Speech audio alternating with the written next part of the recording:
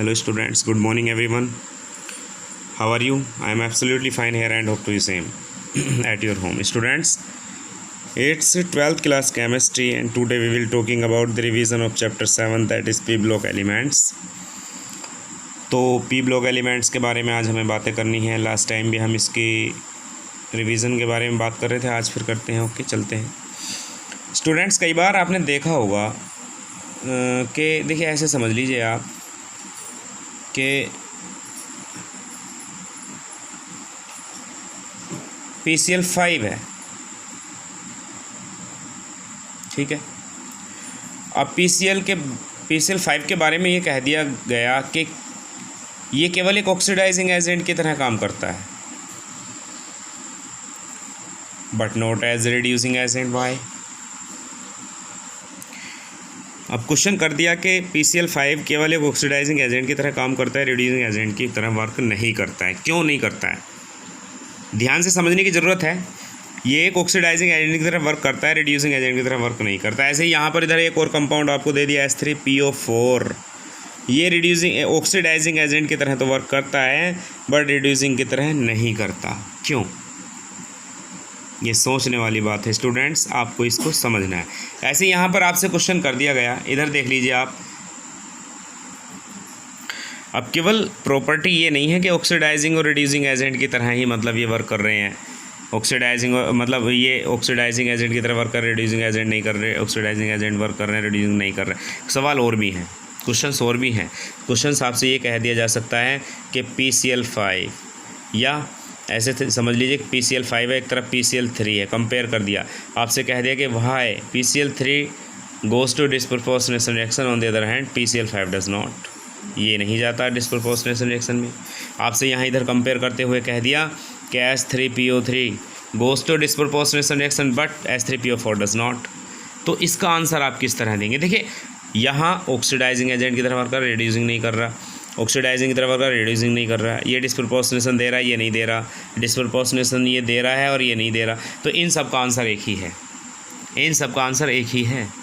और इनका जो आंसर रिलेटेड है वो इनकी ऑक्सीडेशन स्टेट से रिलेटेड है. किस तरह से? भाई H3PO3 कैसे दे रहा है ये डिस्प्रपोर्शनेशन रिएक्शन? तो चलिए इस पर ही बात करते हैं. H3PO3 को ही देख लेते हैं हम. H3PO3 4 ले लीजिएगा, आप इसको ज़रा हीट कीजिएगा. जैसे ही आप इसको हीट करेंगे then goes to H3PO4. Check now. 4 3 12, 3 4 12. Oxygen finish. 4 3 12, 3 3 9. 3 hydrogens are left. 1 P. This goes to PS3. Now, what is the oxidation state of PSP here? This is +3. This is +5. This is -3. Now you can understand.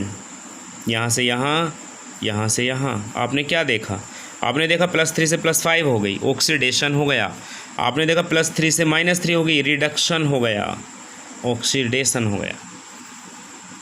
तो H3PO3 reduction भी दे रहा है, oxidation भी दे रहा है. So it will be definitely shows oxidation state. Means H3PO3 have variable oxidation state. ठीक है. On the other hand अगर आप देखेंगे H3PO4 क्यों नहीं दे रहा, तो H3PO4 के पास में मैक्सिमम 5 होती है इसकी ऑक्सीडेशन स्टेट, और इससे ज़्यादा ऑक्सीडेशन स्टेट फॉस्फोरस की नहीं होती.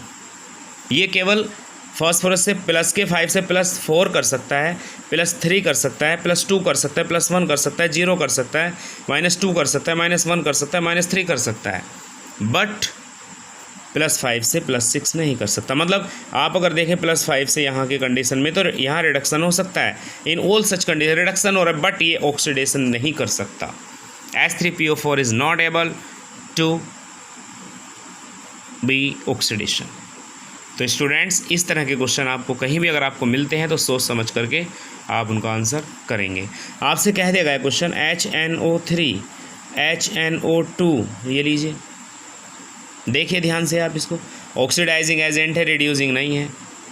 ये ऑक्सीडाइजिंग भी है, रिड्यूसिंग भी है. ये डिस्प्रपोर्शनेशन रिएक्शन देता है, ये नहीं देता. क्यों नहीं देता?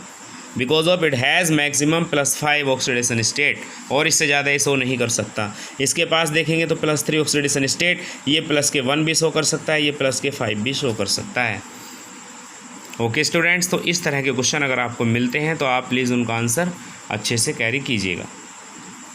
और भी देखिए बहुत बहुत अच्छे यहाँ पर क्वेश्चंस आपके मतलब हैं जो आपको बिल्कुल पता होने चाहिए, बिल्कुल क्लियर होने चाहिए। कई बार आपसे कह दिया जा सकता है कि NH3 है more bond angle than that of PH3, NH3 के पास ज़्यादा होता है bond angle than that of PH3। क्यों? Because of it has high electronegativity, इसके पास high electronegativity as well as lone pair of electron is also there, lone pair of electron भी है और हाई इलेक्ट्रोनिगेटिविटी है। रिपल्सन इज देयर, रिपल्सन जितना ज़्यादा होगा बॉन्ड एंगल उतना ही बढ़ेगा। तो ध्यान में रखनी है, हर एक चीज़ आपको अच्छे से ध्यान में समझनी है और आगे चल के आपको इसको अच्छे से रिवाइज करना है। ठीक है, आगे चलते हैं। यहाँ क्वेश्चन कर दिया गया आपसे कि NH3 is basic in nature, NH3 basic है नेचर में, on the other hand BiH3 is acidic in nature. ये लीजिए, कैसे सोल्व करेंगे आप इसको? इसी को छोड़िए, आप इसको देखिए। H2O को कह दिया कि H2O is neutral in nature, on the other hand H2PO is acidic in nature. क्यों कैसे एक्सप्लेन करेंगे आप यहाँ पर?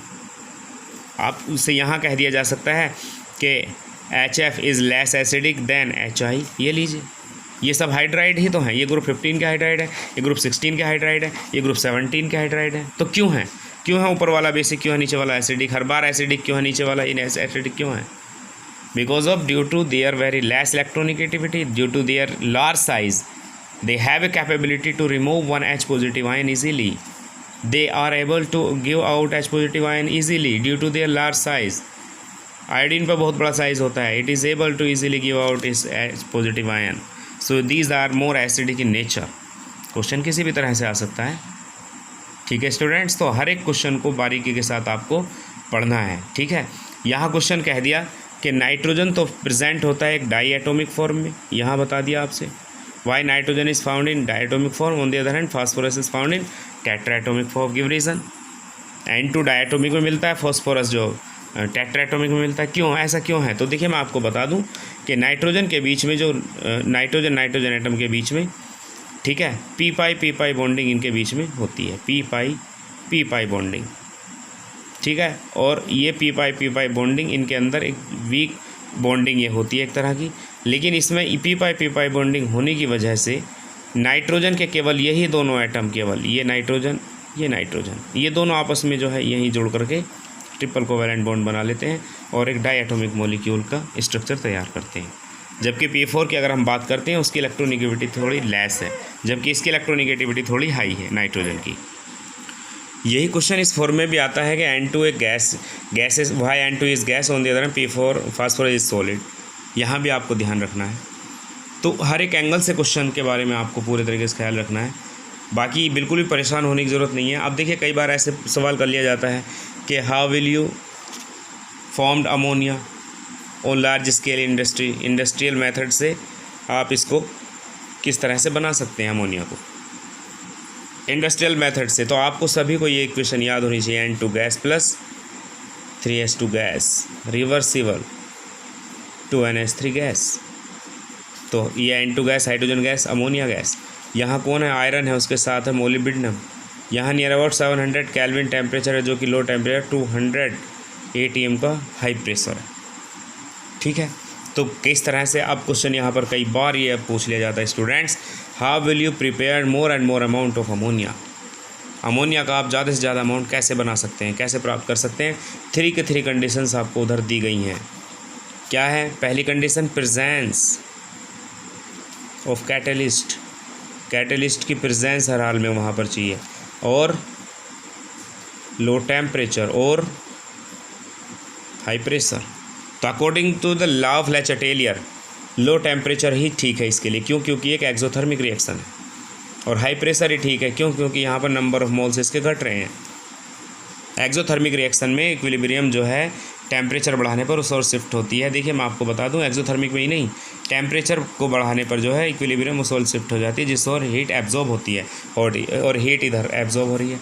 तो अमोनिया का अमाउंट आपको कम मिलेगा ऑटोमेटिकली। इसलिए यहाँ को आप टेम्परेचर बढ़ाएं ना, आप टेम्परेचर लो रखें, less temperature, low temperature needed for the manufacture of ammonia.